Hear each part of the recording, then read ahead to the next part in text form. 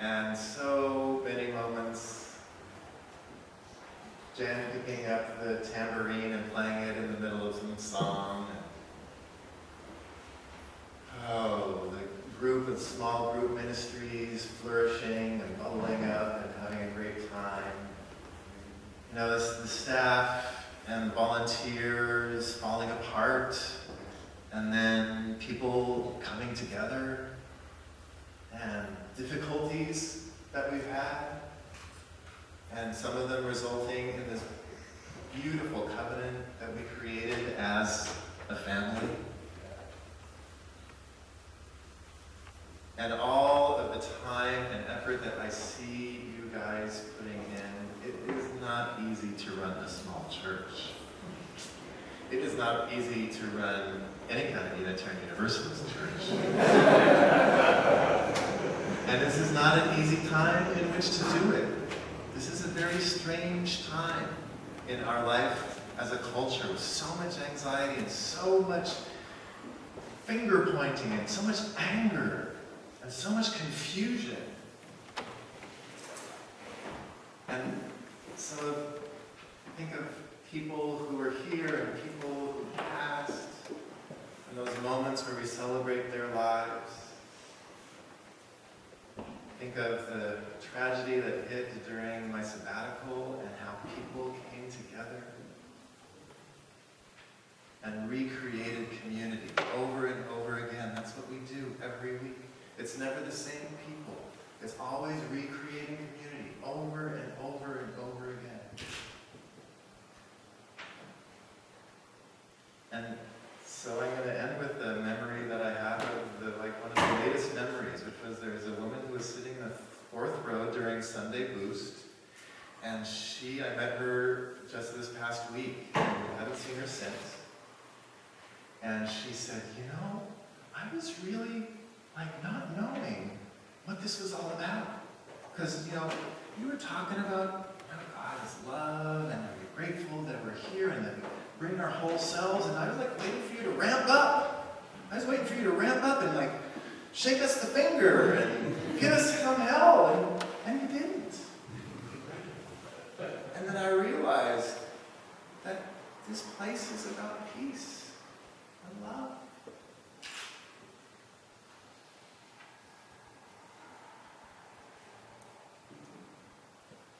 What more is necessary?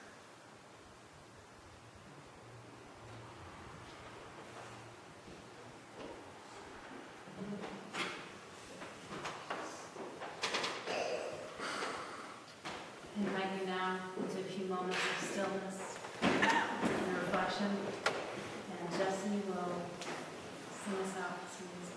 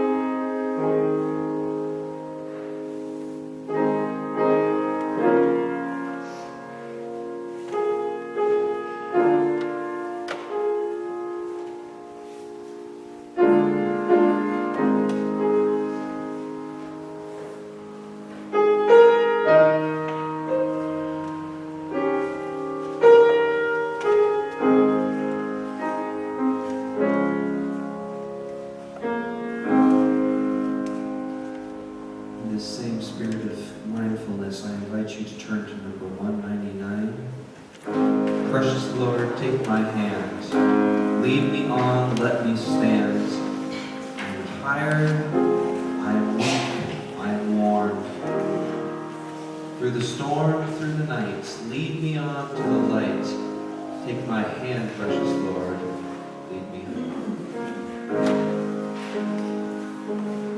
Precious Lord, take my hand, lead me on, let me stand. I am tired, I am weak, I am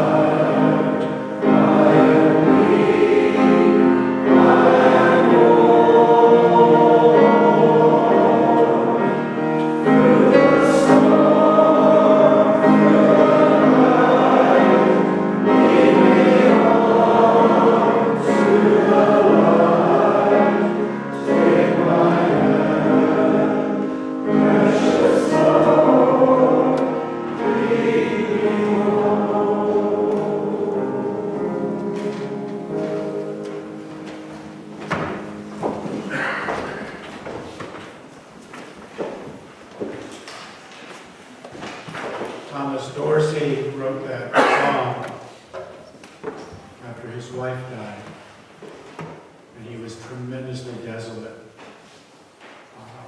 And it's become a very well-known song for church and concert as well. But it's a very rare and precious presentation of what it means to grieve, which all of us are grievers. We've all faced death and lost people that we love. And it's a beautiful, beautiful testimony to that part of our lives.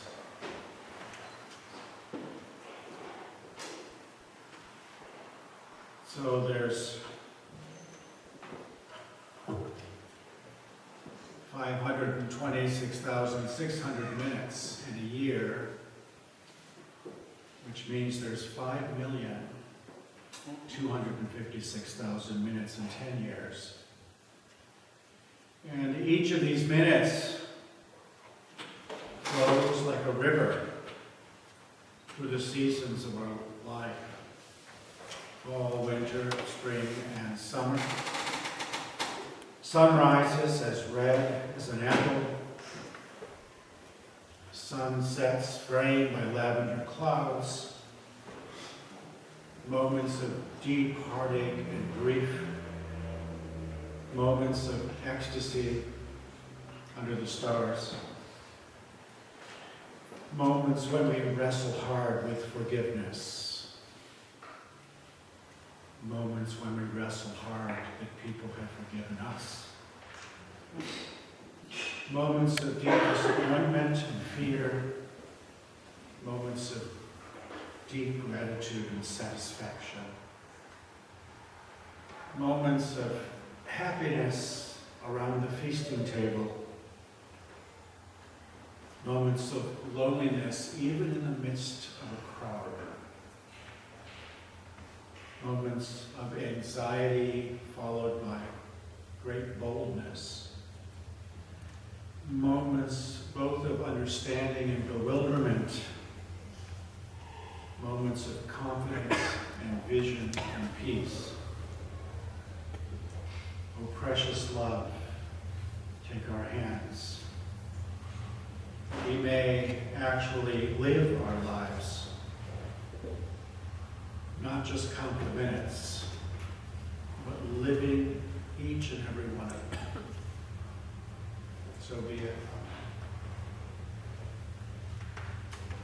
If you turn for the words to 289 in your books, we're going to sing a different tune, so don't look at the notes. Rockingham is the tune that we're going to sing. If you want to rise for this, it's easier to sing when your body is crushed down. And as Reverend Belletini said, the music is different, so I'm going to play through the melody one time just so we can kind of get it in our ear, and we'll sing Creative Love together.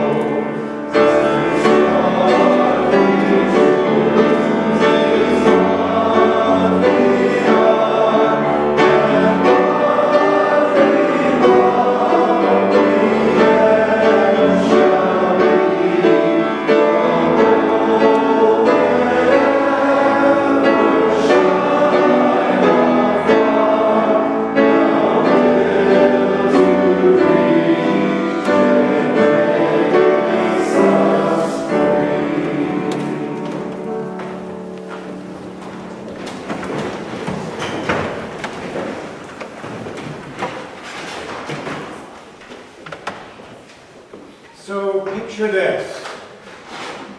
The year is 2010, the month, June, towards the end. The city is Minneapolis, Minnesota. There, my good friend Jane Jepka, the Reverend Jane Jepka, the wife of my best friend from high school and a very long time UU minister, the person who introduced me to Unitarian Universalism, was given the highest accolade that our denomination gives, confers, the Distinguished Service Award in the cause of Unitarian Universalism. It's given to one person once a year, so it's a precious honor, certainly. So, I knew Jane long before she was a minister. Kind of like David. I met him at a General Assembly too, before he was ordained a minister. I know both David and Jane in different ways than most people do. I had to speak first that day, and I had to outline Jane's achievements, but also talk about her life as a person, as well as a parson. I used to always say about Jane after I met her that she was the least neurotic person I had ever met. When I finished my own talk, Jane and I embraced, and I went to sit down with everybody else. Right next to me was Gail Geisenhainer, the senior minister of our Ann Arbor, Michigan congregation. She had been Jane's beloved intern minister sometime back. So Jane went up to the mic and smiled and said these words. Thank you, Mark, for those generous words. I can't tell you how flabbergasted I feel. Flabbergasted and honored. And I thank the committee and the board for knowing how much this would mean to me, even though I didn't know it till now myself. As you pointed out, I have been a minister for quite a while. And so I usually have words for every occasion. I have whole sermons, in fact. But I don't have any words for this. I don't have a sermon or an occasion like this. But I can tell you what it feels like. When I was a baby, she said, I was dedicated in our Unitarian church. I won't be remembering the exact words, obviously, but I'm pretty sure the minister said something like, little baby, in our religion, everyone gets celebrated. Everybody gets loved. Today, it's your turn. You get a rosebud to hold in your hands. You can even chew on it if you like.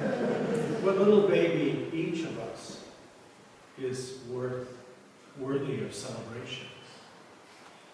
And then, all those decades ago, he probably went on to say something like this. I'm holding you in a room full of people who feel passionate about our religion. You are surrounded this morning by all kinds of people who are grounded and centered in our values and in our commitments.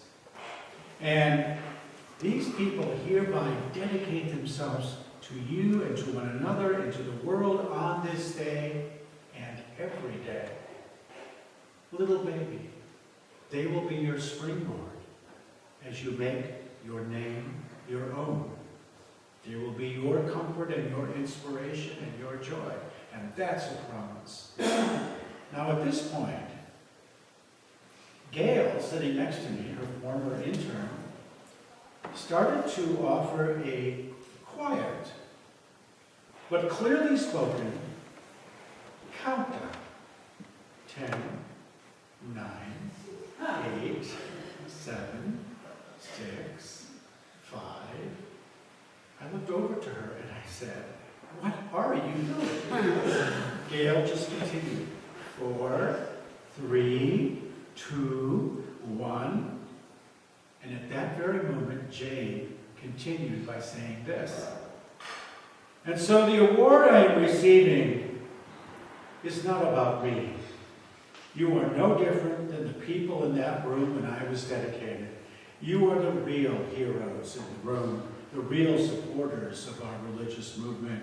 You are the ones whose distinguished service in the cause of Unitarian Universalism is what this day is about. Gail smiled and turned to me and whispered, Jane can take the spotlight off herself in 2 minutes flat. She recognizes that ministry is a shared reality, not bottled all up in her alone. She is a marvel of a woman, that Jane. Well, Gail was right about Jane. It's never about her. It's always about all of us together. And that, of course, is just as true about David. David and I have talked many times over the years. We have been friends. And he has never said a word to me to make me think otherwise. His commitment to the people of this congregation that he serves is first and foremost, along with his family, of course. He does not begin with himself. He begins with the possibility of a ministry, a service, which can transform all of us, and even address the world that is our common home outside these stained glass windows. The Reverend Forrest Church, the late minister of All Souls Church in New York City, was a friend and a mentor to both David and to me. He participated in David's installation here with me 10 years ago, wearing his, I used to tease him about this, his Pepto-Bismol colored robe from Harvard. Both David and I dearly, dearly love Forrest. David and Tim even named one of their sons after Forrest.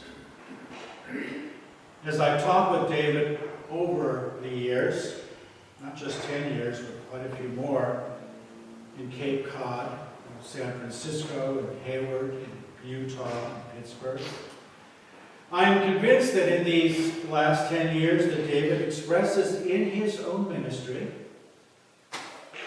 the context of some of Forrest Church's great words. Forrest once wrote these words and then said them to himself every day for a number of years. He put them in one of his books, Love and Death. But I first heard him speak these words at a General Assembly. Here they are. Love what you have. Be who you are. Do what you can. Pretty simple, huh? Now, when Forrest preached about this phrase at General Assembly, quite a few people expressed shock to him during the question and answer period. Some people were even outraged. Why? Because everyone there knew that doctors had diagnosed Forrest about 2 years earlier with esophageal cancer, and that it was terminal. There was nothing that could be done. Nothing. He was moving inexorably to his death and was bandying this mantra about. How can you love what you have? People said to him. You're not telling me that you love your cancer, are you? That's nutty. Forrest answered, cancer is what I have. It's not going to go away. There is no magic bullet. I have to accept that this is the part of me that's going to end my life. But, you know, it's connected to every single other part of me. every single other organ in my body, every single breath I take, every heartbeat, all the other aspects of my life and in the environment around me of which I am also a part. It is there. There is no way to remove it or cut it off from my life. Shall I give up everything else in my life, stop living now, just so that I can get rid of the cancer? It's attached to all of me. My mind, my body, my heart, all interwoven. It's the cancer in me that is part of me, and it's my me that loves my wife and my children and my parishioners and the night sky. So I love what I have because I love myself, and that is part of myself. Now I know that's a very difficult idea to wrap around. I understand that. It was difficult for me at first too. Not everyone there got what he meant even after he said that. It's kind of a counterintuitive way of thinking. But as I have lived with his words for a time, repeating it in my head day after day as he did, it eventually helped me to understand aspects of my own life as a minister. Because you see, I had cancer once too. It was early in its development, and I was fortunate indeed, unlike Forrest, they were able to successfully remove it. But I went through an emotional roller coaster that no terrifying theme park would come close to duplicating. Still, I have to say that meditating on Forrest's phrase gave me the strength to deal with the impact of that tough work, cancer. I think there is a deep spiritual wisdom hidden in its underneath its counterintuitive surface. But I haven't exhausted looking at Forrest's simple affirmations. I spent 40 years of my life doing the same work that David is doing, and I loved it. I felt privileged to be doing it each and every day. David loves this work at least as much as I do, probably more. But it doesn't mean in my case, let's say, that there weren't times that I didn't envy the French painter Gauguin, who tossed it all away to move to Tahiti.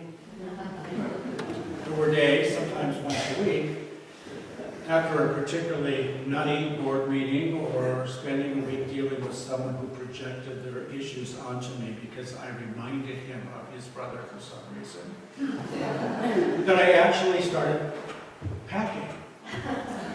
I spent a whole year once, early in my ministry, dealing with a deeply, deeply disturbed woman who wrote vile letters to me at the office and at home. No margins anywhere, just right across. In each letter, she cursed my family and threatened to kill me. This was all back in the days before harassment legislation was passed, so there was absolutely nothing I could do. When I took her letters and her phone messages to the police, they said, "We can't do anything until she kills you." I was flabbergasted. "She's just threatening you," they said.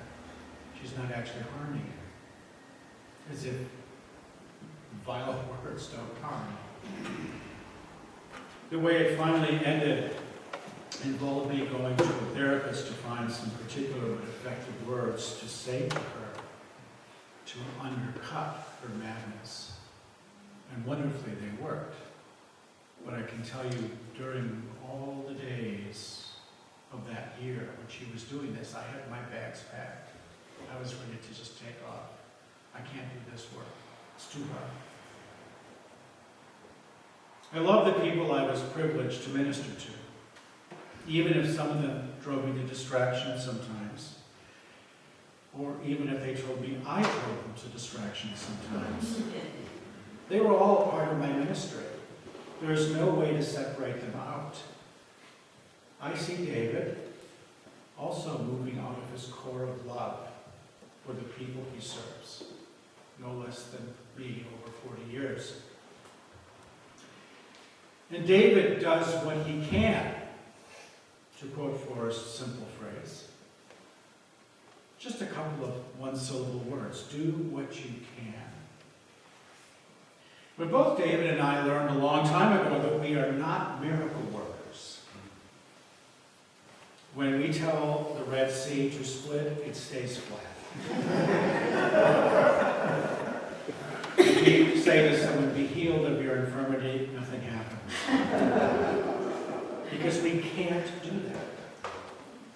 We can only do what we can do, and just what we can. We can do things like listen.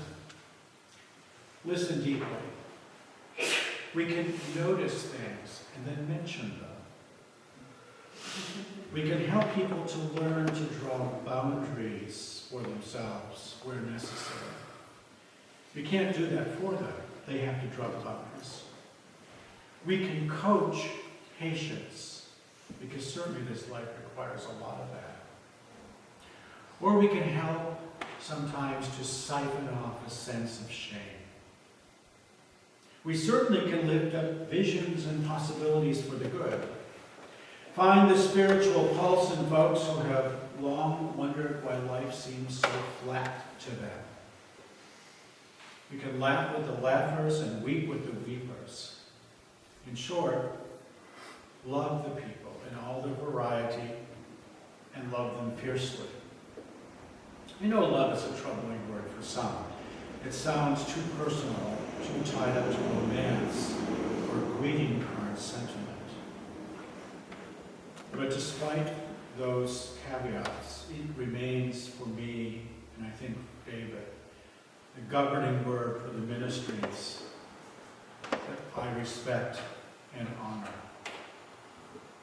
Forrest once came to visit a man who was not even a member of his church in New York City, but who simply called him up at his office and told him he was in the emergency ward and was scared. The man had suffered a divorce, the loss of family, the loss of a job in short order, and now a very serious illness was sapping him dry. He had nothing left to fight with. The man simply looked up Manhattan churches in the phone directory and found Forrest's office number and called him. Forrest picked up the phone. He was in his office. It was 10 o'clock at night. And he said, I'll be in. And he went down to the hospital, and he listened to the man's difficult story. And then he said these words to him. We have a lot of work to do together, don't we? Did you hear that? He didn't say he could heal the man's fractured life, only that he would be with this man as he struggled to put it back together. Forrest remained a presence in this stranger's life for a long time. They talked deeply over and over. Then, when Forrest left that very first day that he met this guy in the hospital, Forrest said to him, I love you. And to this day, the man insists that just hearing that he was loved, just hearing that in the midst of his trials, from a person he really didn't know, served to loosen the pivot of his life so it might turn in the right direction. And eventually it did, and he thrived. That's not real love, some people will say. It's just a nice word. But it is real love. Because Forrest never put on a show. He was who he was. Be who you are, he wrote. And Forrest was by nature, his biographers say of him, a very warm, sunny, and loving man. Now, not everyone will use words to express love. I understand those differences in people. But no one who experiences a ministry rooted in love can miss its source or its grounding. Me, love is dear to me too. It's my favorite word to use actually in the pulpit. I call God love. My beloved grandparents made sure that I understood that love was central, but on top of that, I have always been me, someone who cries easily. I've always been that way. I'm quickly moved, and it goes to my eyes, and there's tears. When I was young, of course, every adult around me warned me that weeping is not